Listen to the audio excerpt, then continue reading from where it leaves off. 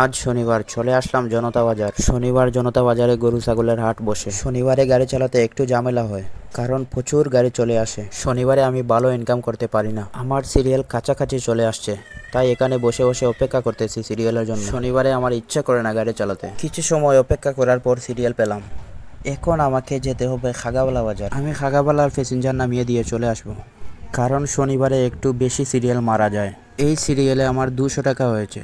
তো আমি এখন চলে আসলাম আবার জনতা বাজারে।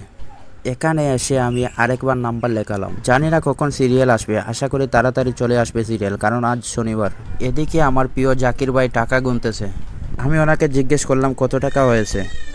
উনি বললেন অনেক সময় বিশ্ব রুটে গাড়ি চালিয়ে মাত্র 140 টাকা হয়েছে। এদিকে আমাদের স্ট্যান্ডের নেতা কিছু একটা বলতেছেন।